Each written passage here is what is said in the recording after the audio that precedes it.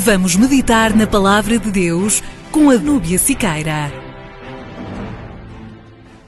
Então vamos terminar hoje o capítulo 17 de Atos.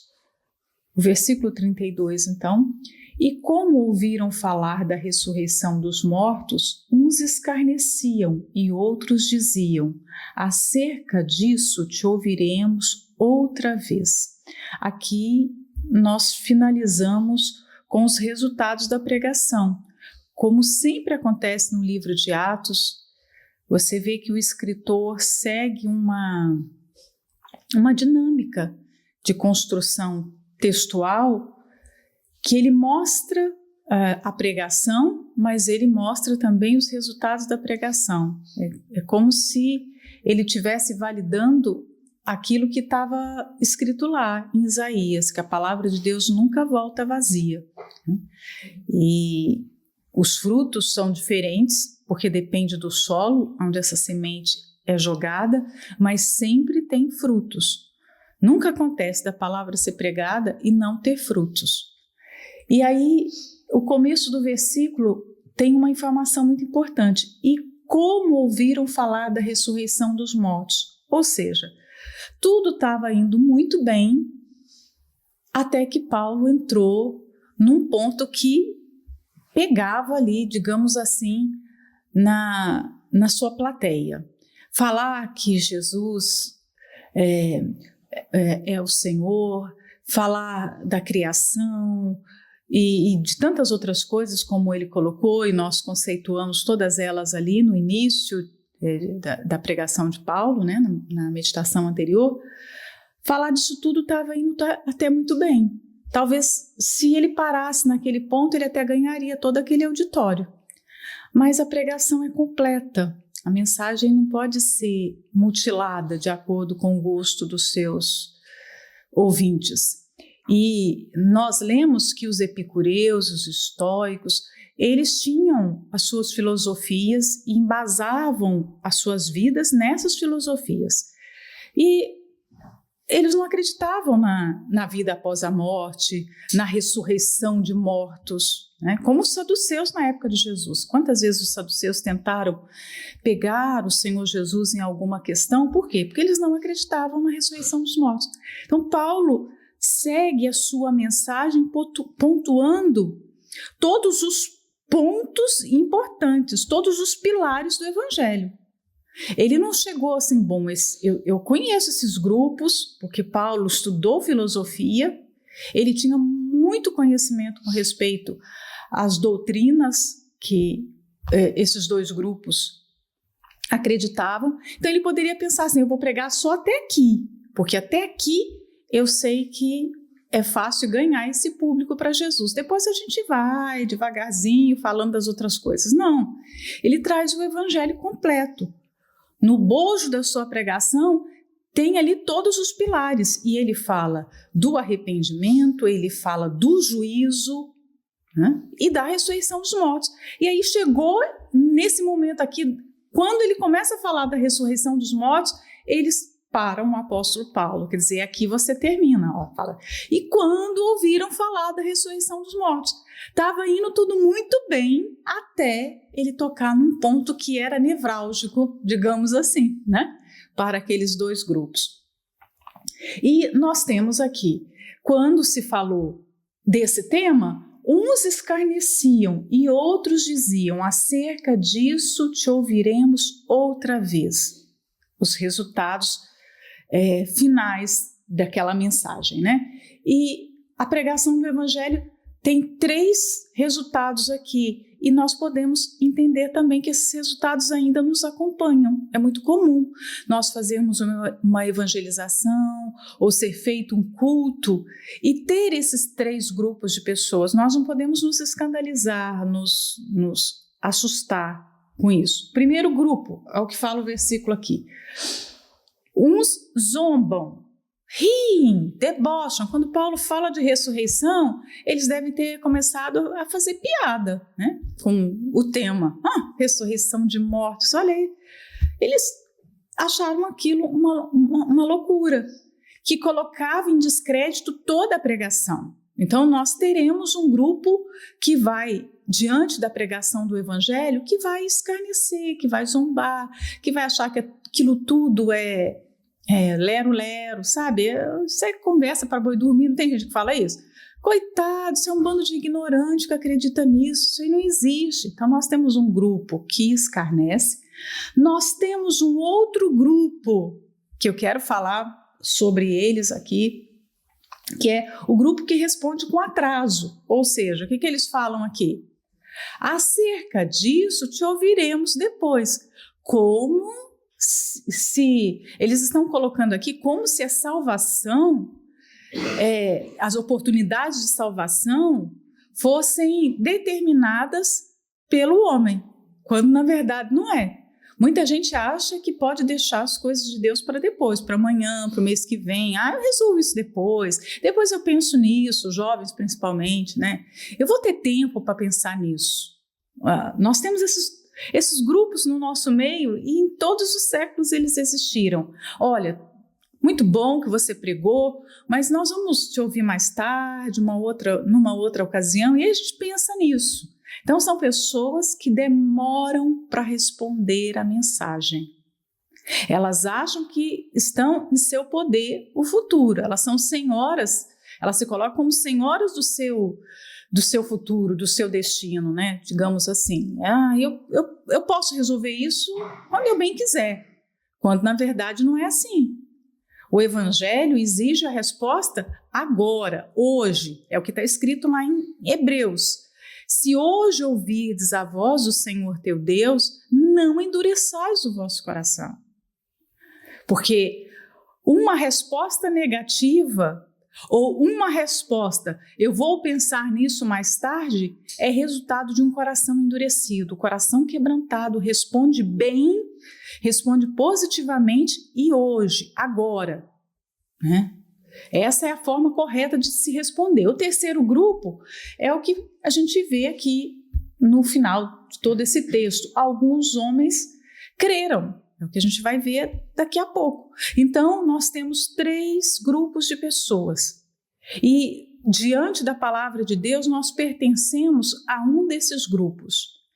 Porque é muito fácil nós pensarmos nessa palavra só do ponto de vista dos outros. Mas primeiro nós temos que pensar na nossa própria resposta ao Evangelho. Quando nós ouvimos a palavra, quando nós lemos as Escrituras, ouvimos a respeito da vontade de Deus, seja ela qual for, como nós respondemos?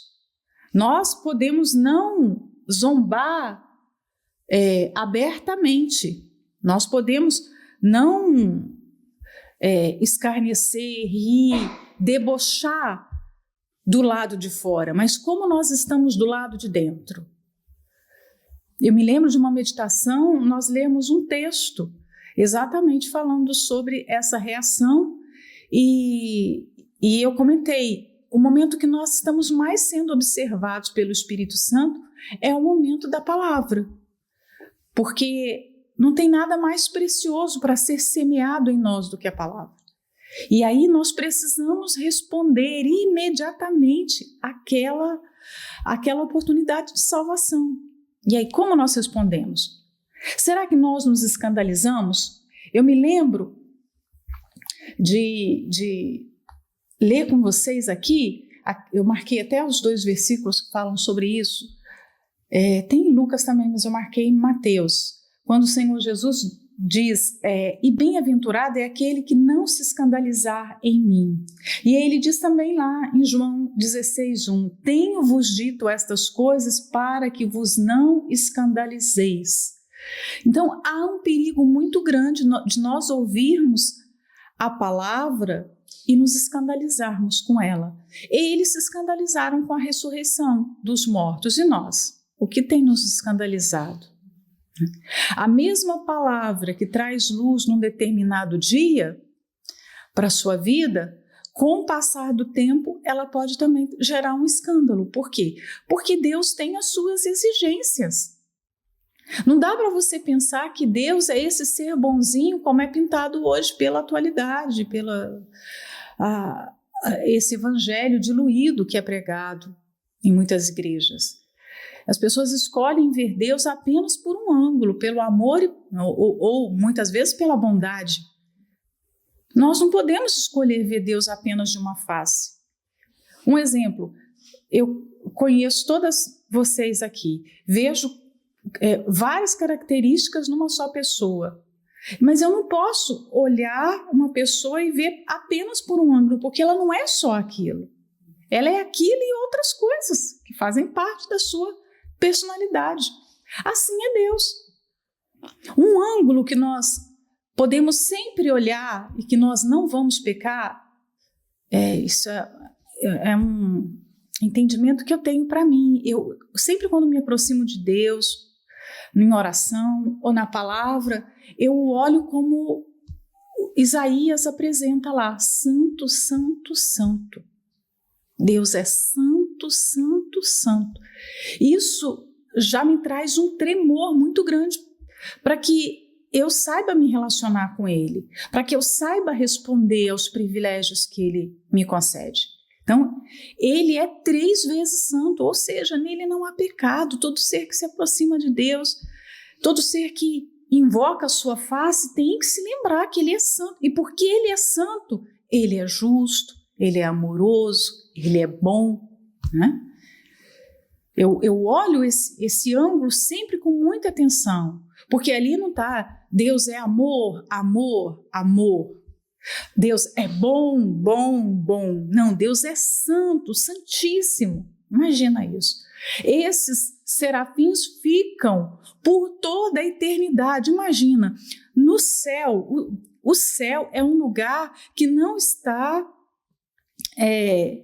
preso ao nosso tempo aqui, a essa vida temporal. No céu não existe contagem de anos. Então, o céu é desde sempre, toda a eternidade. Nunca houve um começo, nunca vai existir um fim. E o louvor que esses anjos apresentam a Deus é esse. A palavra que foi determinada por Deus para que eles falassem por toda a eternidade é santo, santo, santo. Então é uma característica que nós não podemos nos esquecer. Então, Deus tem as suas exigências. E aí, o que me escandaliza? Vamos puxar para nós. Porque às vezes nós estamos tendo mais tempo como pessoas cristãs, os anos estão se passando e os anos vão aumentando a nossa carreira.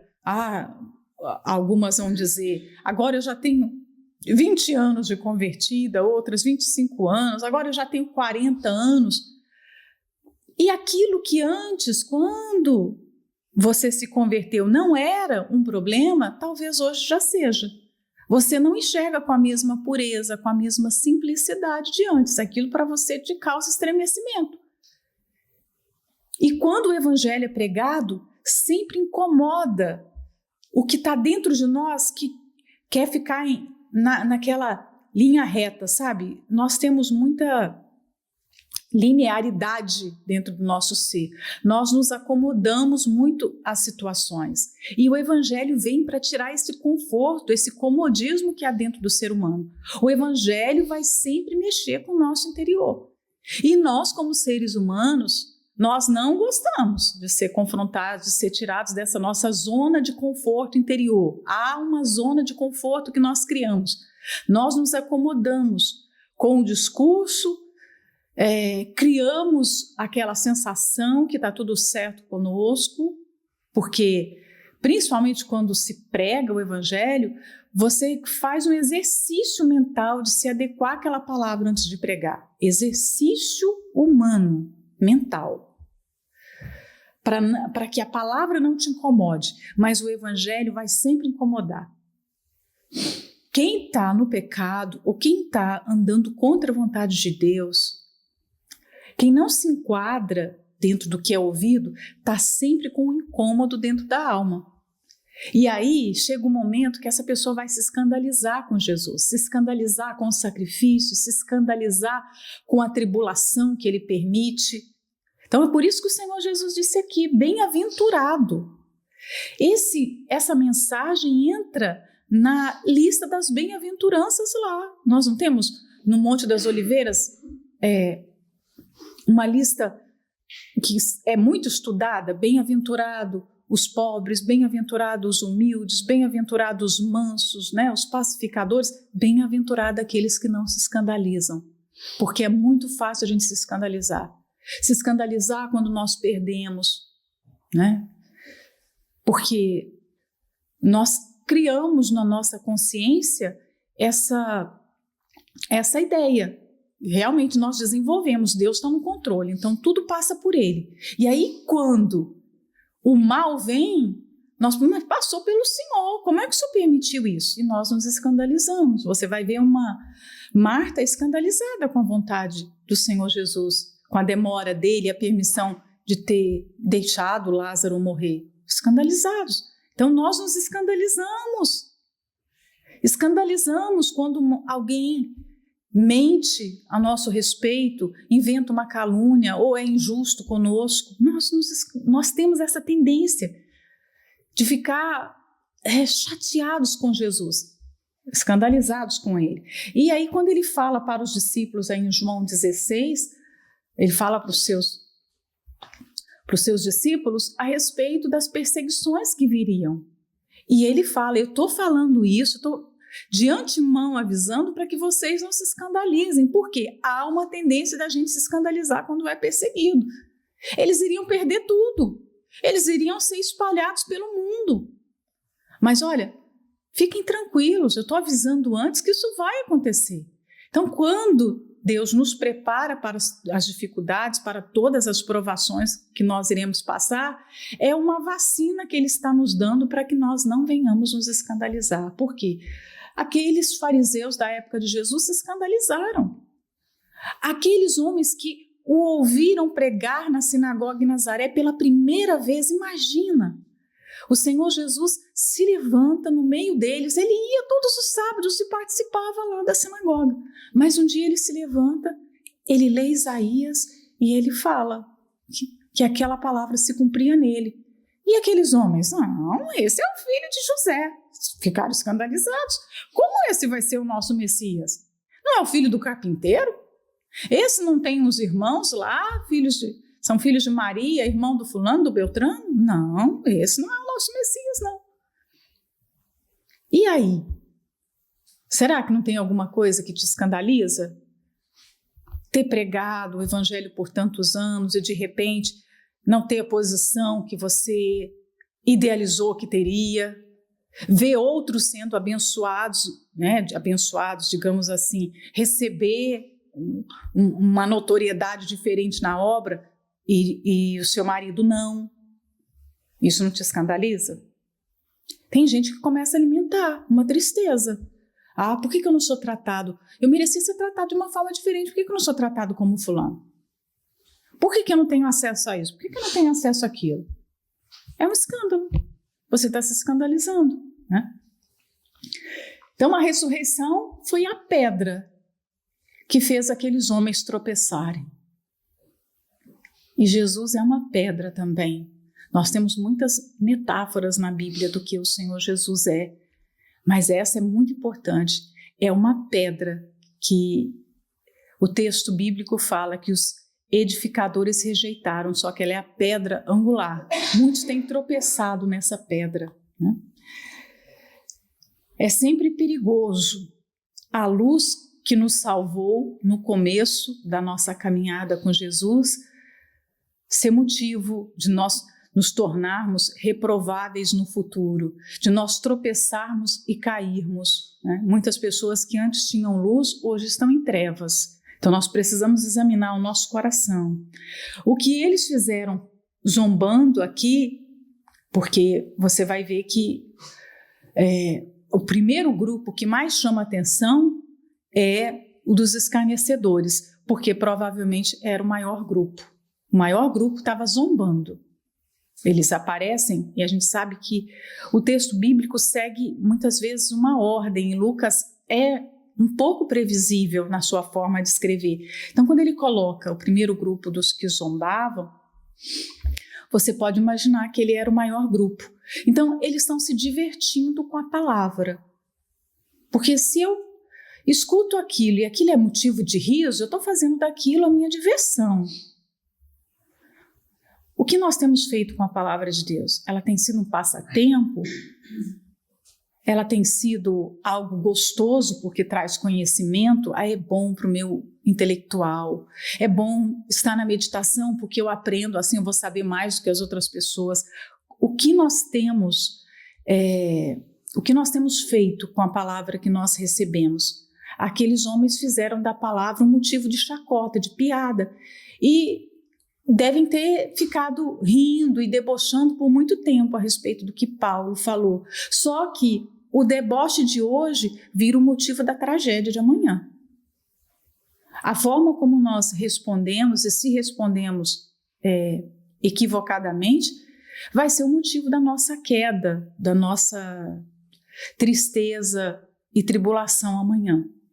Por isso, isso é um exame que a gente faz, minucioso, intransferível, ninguém pode fazer, eu não posso passar esse exame para outra pessoa, não. Eu faço esse exame todos os dias, como eu recebo a palavra de Deus.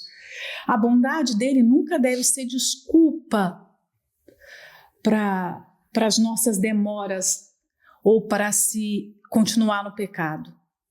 A bondade de Deus não pode ser justificativa para que nós venhamos, eu vou ficar aqui, eu vou continuar do mesmo jeito. Eu tinha essa postura e eu vou continuar. Eu pensava assim, eu vou continuar pensando assim. Embora veio a advertência divina bem de encontro àquilo que a pessoa falou. Ela acabou de falar de repente em casa e aí o Espírito Santo vem e confronta. Mas mesmo assim, ela não, eu vou continuar. Por quê? Porque ela está confiando que Deus vai ser bondoso, vai ser paciente. Né? E não é verdade, não é isso? E o 33 fala, e assim Paulo saiu do meio deles. Provavelmente, eu pelo menos creio assim, nunca mais esses homens viram o rosto do apóstolo Paulo, porque não se fala que Paulo voltou em Atenas. Aliás, não se fala nem que na época dele foi fundada uma igreja ali. Porque Lucas dá o relato no final, que ficaram pessoas se reunindo numa determinada casa, não é assim? É a fundação de uma igreja. Há cartas para se comunicar com as pessoas daquele lugar. Nós temos uma carta para Atenas? Não temos. Nós temos a história de uma igreja que ficou fundada aqui? Também não temos. Futuramente, sim, ela existiu, ela chegou a existir, mas não nesse período. Ou seja, é provável que essas pessoas que ouviram aqui não tiveram outra oportunidade. Aquela era a oportunidade, a única oportunidade que elas estavam tendo, né? E outra coisa muito legal aqui, que eu fiquei pensando nesse versículo, é curto, não é? É curto, mas vamos fazer, de repente, em casa, aqueles 10 pontos? Vamos tentar tirar aqui 10 lições desse versículo? Eu vou falar só 3 para a gente não... Não, eu vou falar mais. Então, eu falei essa, da face de Paulo. Provável que nunca mais eles tiveram oportunidade de ver o apóstolo Paulo novamente. A segunda, Paulo não ficou no meio dos escarnecedores. Não ficou. Então, nós não podemos ficar no meio de pessoas que zombam, que criticam a palavra de Deus, que criticam a igreja, que criticam a fé. Você não pode ter nenhuma ligação com pessoas que escarnecem. E imediatamente, você vê do 32 para o 33, o que Paulo faz? Ele sai do meio deles, né? O terceiro ponto, que eu até comentei há instantes, não altere a mensagem do evangelho. Quando você perceber que a fisionomia das pessoas está mudando, não altere. Está dormindo, está zombando, está isso. Quem está perdendo é essa pessoa. Às vezes, eu estou na meditação aqui e eu vejo que gente dormir. Eu vou parar e vou ficar chateada, vou ficar revoltada. Não. É a resposta que essa pessoa está dando ao evangelho. Ela está dando essa resposta para Deus, não é para mim. Eu sou um instrumento, eu estou falando da palavra dele, só, mais nada. Não é, o problema dela não é comigo, né? Não é pessoal. O problema dela é com Deus. Então, não alterar a mensagem porque alguém está respondendo de forma inadequada. Paulo pregou exatamente aquilo que ele tinha que pregar. Um outro ponto, saber se retirar na hora certa. Para a gente isso é tão importante. Sabe o que? Por quê? Nós estamos pregando uma palavra eterna e sabemos que essa palavra está mexendo com a eternidade das pessoas. E aí, nós pregamos e às vezes nós queremos insistir quando nós não temos a resposta adequada. Paulo não insistiu aqui. Ele falou o que tinha que falar e saiu. Então, nós não podemos mercadejar o evangelho.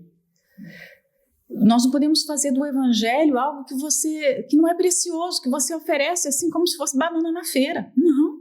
Ah, você não quer? Você tem que sair. Jesus falou, olha, se vocês entrarem numa cidade, numa aldeia, pregar e aquelas pessoas não aceitarem, vocês vão sair dessa cidade, vão até sacudir o pó, porque eu não quero que vocês levem nem pó desse lugar. Ou ele disse, não, vocês fiquem lá, insistam bastante, até aquelas pessoas aceitarem, é isso? Não, você não quer? Então, eu acho que isso aqui, pelo menos quando eu fiquei pensando nessa situação, eu me encaixo, porque muitas vezes eu tenho essa tendência. Deixa eu falar mais um pouquinho, eu acho que ela não entendeu, deixa eu falar mais um pouquinho, né? E não, tem a hora de parar. Sabe, às vezes nós estamos insistindo com o familiar e falando, né? Principalmente mulher. Mulher acha que a palavra vai convencer, né? A quantidade de palavras vai convencer. Aí vem o apóstolo Pedro, que a mulher ganha um marido sem uma palavra, só com comportamento. Aquele versículo é o versículo que mais bate na minha testa, toda hora, sem nenhuma palavra. Porque é difícil para a gente entender isso, sem palavras. Então, nós precisamos saber a hora de calar, a hora de sair de uma situação. O apóstolo Paulo soube se retirar na hora certa, né? Se as pessoas querem continuar perdidas, por mais que isso nos doa, por mais que nos choque, mas o problema não é nosso, não é conosco. Como aquele versículo, eu estava meditando, né, naquela palavra, quando Paulo fala que o amor de Jesus nos constrange.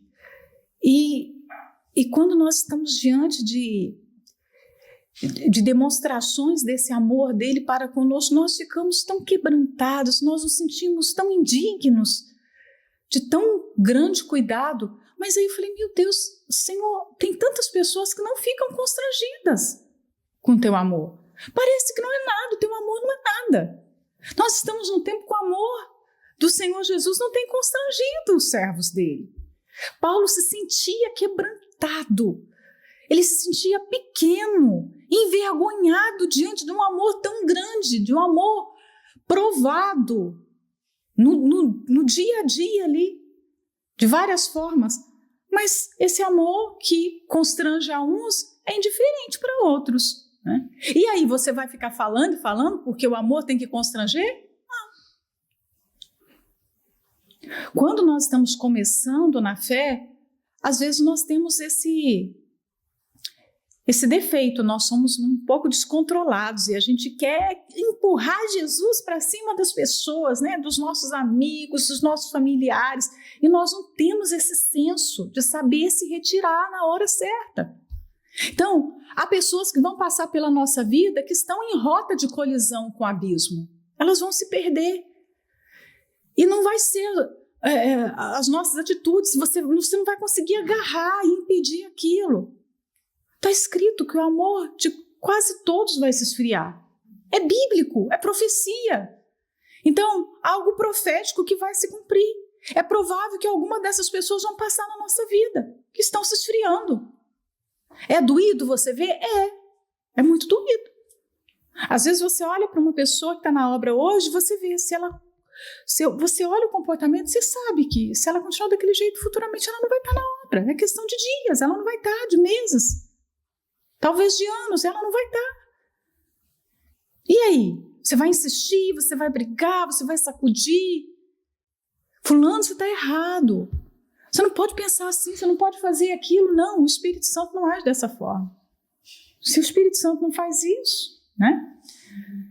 Então, Paulo saiu do meio deles sem deixar uma igreja fundada. Ainda hoje há uma grande dúvida. E aí, Atenas teve ou não teve essa igreja? Eu creio que teve futuramente, mas não nesse tempo, não acredito que teve. Ele saiu sem deixar ali uma comunidade.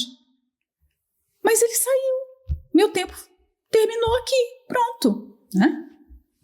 Então, a ausência de uma igreja ali não era fracasso do seu ministério. Vamos para o 34, para o último grupo de pessoas convertidas. Todavia, chegando alguns homens a ele, alguns se aproximaram dele, creram, entre os quais foi Dionísio Areopagita, uma mulher por nome Dâmaris, e com eles outros. É provável que esse grupo tenha sido menor do que o primeiro grupo dos zombadores. Mas, mesmo sendo poucas pessoas, foram as pessoas que responderam a mensagem corretamente. E essas pessoas que devem ser valorizadas, essas pessoas que a gente tem que se lembrar.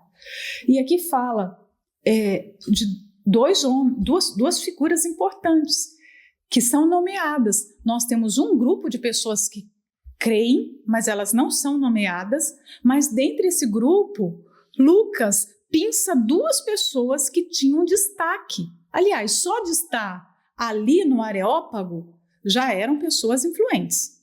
Não era qualquer público, né? Uma pessoa que se convertesse no meio daquelas pessoas, daquele grupo, já era excelente, um resultado excelente. Mas nós temos aqui nomeado que alguns homens creram e temos Dionísio e Dâmaris. Dionísio, pela tradição cristã, ele foi um dos bispos de Atenas no futuro, da igreja em Atenas. É muito aceito essa ideia. Areopagita era um homem extremamente influente. Nós não temos, numa sociedade de tantos intelectuais, tantas pessoas assim que eram areopagitas. E Dionísio era. E aí você tem Dâmaris também, que poderia ser uma mulher influente, uma mulher da sociedade, de nobre nascimento, né? Uma mulher que tinha acesso a esse local. E agora nós vamos entrar em Corinto. Capítulo 18 começa também com um versículo bem sucinto e que tem muito a ver com o versículo 33. E depois disto partiu Paulo de Atenas e chegou a Corinto. Outra frase muito curta, mas cheia de certeza. Quanto tempo Paulo ficou em Atenas? Alguns falam em 2, 3 semanas, outros, os mais positivos, assim, falam em 3 meses. Foi pouco tempo, né? Eu acredito também que foram poucas semanas, pouco tempo. Mas chega a hora dele partir, ele tem certeza absoluta que é a hora de ir. Você vê aqui, e depois disso partiu Paulo, ele pregou no Areópago e partiu. E eu fiquei pensando aqui, como ter tão grandes certezas assim? Porque a viagem missionária de Paulo tinha que estar cercada de muitas respostas. Para onde eu vou? Será que eu posso deixar essas pessoas? Será que eu não tenho que ficar mais um tempo? Será que eu não tenho que pregar para mais alguém? Será que eu não tenho que conhecer alguém influente aqui? Para onde eu vou ter sucesso? Será que eu vou ter onde morar, o que comer? Quantas perguntas existiam na cabeça de Paulo? Nós vivemos uma vida na obra de Deus como esposas de pastores, nós vivemos uma vida também assim com uma certa incerteza do amanhã, incerteza só para nós. É desconhecido para nós o futuro, nós não sabemos onde nós estaremos amanhã. As pessoas comuns nesse mundo, elas escolhem um lugar para morar e elas ficam ali. E elas, quando pensam no amanhã, elas se veem naquele local. Eu vou estar morando aqui, eu vou estar trabalhando nesse lugar, eu vou estar fazendo isso, eu vou estar com essas pessoas. A nossa vida não é assim. Nós não sabemos se vamos continuar naquele país, se vamos para um outro país, nós não sabemos quais são as pessoas que vão estar próximas a nós, ou se nós teremos pessoas, talvez nós estejamos a trabalhar sozinhas, né, num lugar, pregando o evangelho, só a gente e o nosso marido. Nós também vivemos isso como o apóstolo Paulo, assim, o que vai acontecer amanhã? Não sei. Para onde eu vou amanhã? Não sei. Então, Paulo fala, depois disso, Paulo partiu de Atenas. Mas ele está cheio de certeza. Era a hora de partir. Assim como foi hora de se retirar do Areópago, chegou a hora de partir da cidade. E aí, o destino escolhido, Corinto. Corinto ficava a 2 dias de viagem por terra de Atenas, naquele tempo que não tinha estradas. Hoje, com certeza, é pertinho. Você pega o carro e vai rapidinho. Mas naquela altura, por causa da posição de Corinto, entre as montanhas, era difícil. E de barco se os ventos fossem favoráveis, eram cerca de 4 horas. Né? Nós não sabemos aqui como foi que Paulo chegou a Corinto, se por terra, se por barco, pelo mar, né? Mas isso me chama a atenção, a certeza que era hora de partir, a certeza que era para Corinto que ele deveria ir, a certeza que era lá que ele iria pregar o evangelho e que Deus o abençoaria nessa missão. Como é que se consegue certezas assim? Porque eu não sei se você se simpatiza comigo. Eu muitas vezes vivo no meio de incertezas, de não saber o que fazer, não é? Eu sou tão pequena, que muitas vezes eu tenho essa indecisão. Às vezes não sei. Às vezes não sei nem se eu devo comer aquilo, se eu posso comer aquilo, se aquilo não vai me fazer mal, uma coisa simples. Eu falo, meu Deus, me ajuda, será que eu como ou não como isso? Não é assim? A gente tem dúvidas. Então, como viver num mundo de tantas opções, de tantas probabilidades, pode acontecer isso, pode acontecer aquilo outro, porque ele tinha tantas cidades para ir, como escolher Corinto? Ele não tinha ninguém para falar, Paulo, vai por aqui, porque quando você tem um líder, alguém que está te liderando, a responsabilidade é daquela pessoa que está te mandando. Então você não se preocupa, a responsabilidade é dela, se der errado, o problema foi ela que me mandou para cá. Paulo não tinha isso. Então, ele tinha que realmente depender de Deus, ele tinha que confiar no Espírito Santo, ele precisava desse comando do Espírito Santo. Então, para mim, a resposta com respeito a essa pergunta, como ter certezas, você viver com essa certeza, é viver na dependência de Deus, ouvindo o que o Espírito Santo tem a dizer. Porque aí você vai saber quando partir, quando ficar, o que falar, quando se calar. Fora isso, nós erramos, nós simplesmente não saberemos, mesmo na obra de Deus, o que fazer. E aí, por que Corinto, né? Eu fiquei pensando, claro, foi a vontade de Deus, mas vamos analisar um pouquinho dessa cidade. Corinto era a principal cidade da Acaia ali, daquela região, e é um convite para quem não meditou conosco lá nas 2 epístolas de Paulo aos Coríntios, vai fazer muito bem, porque foi exatamente nesse 1 ano e 6 meses que ele ficou em Corinto que ele trabalhou naquelas pessoas, né? A meditação está no Univer, pode ir lá, tem bastante material. No mínimo 1 ano de meditação nas 2 epístolas, né? Então, Corinto era uma cidade portuária, uma cidade muito rica, monetariamente falando, e tinha grupos muito distintos ali. Nós tínhamos pessoas da sociedade, os empresários daquela época, os comerciantes daquela época muito prósperos, principalmente os que trabalhavam ligados ao porto, às mercadorias, à construção de navios, e também tinha a outra classe que era o oposto disso. Um grupo muito pobre, escravos que ficavam ali a trabalhar em cima das atividades do porto. Então, nós temos um grupo muito rico, um grupo muito pobre. Mas o que se destaca no meio desses 2 grupos? Era uma cidade muito dada à imoralidade. Tanto é que os provérbios daquela época, ligados à cidade de Corinto, eram todos com respeito à imoralidade sexual. existia até o verbo corintianizar. Por quê? Porque você vai pecar sem escrúpulos, você vai dar vazão à sua vontade.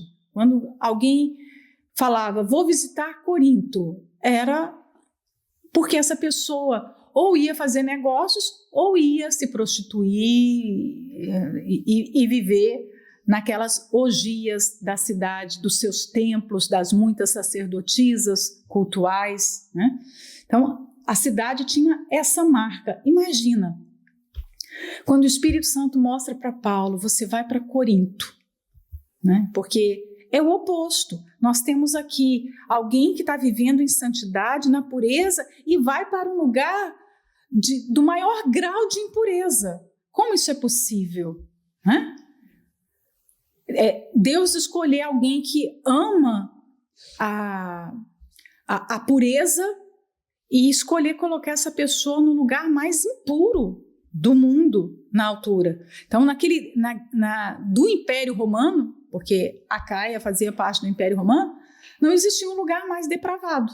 Por isso que nós vamos ver, a carta de Paulo aos Coríntios é um apelo à santidade, à pureza. Por isso que fala tanto de pureza. Porque eram pessoas que viviam uma vida na prostituição, no adultério e por aí vai, né? E achando um certo judeu, por nome Áquila, natural do Ponto, que havia pouco tinha vindo da Itália, e Priscila, sua mulher, pois Cláudio tinha mandado que todos os judeus saíssem de Roma, ajuntou-se com eles. Então, esse achando um certo judeu, por nome Áquila, leva a gente a fazer uma viagem aqui na imaginação. Paulo chega em Corinto e ele começa a buscar o quê? O que vocês acham que ele estava buscando? Porque fala que ele achou. Quem acha porque estava procurando. Ele está procurando o quê? Um local para ficar, não é? Ele está procurando um local onde que ele pode ficar. O evangelho não tinha sido pregado aqui em Corinto, então ele não tinha ninguém ali para o apoiar. Mas olha como o Espírito Santo é maravilhoso.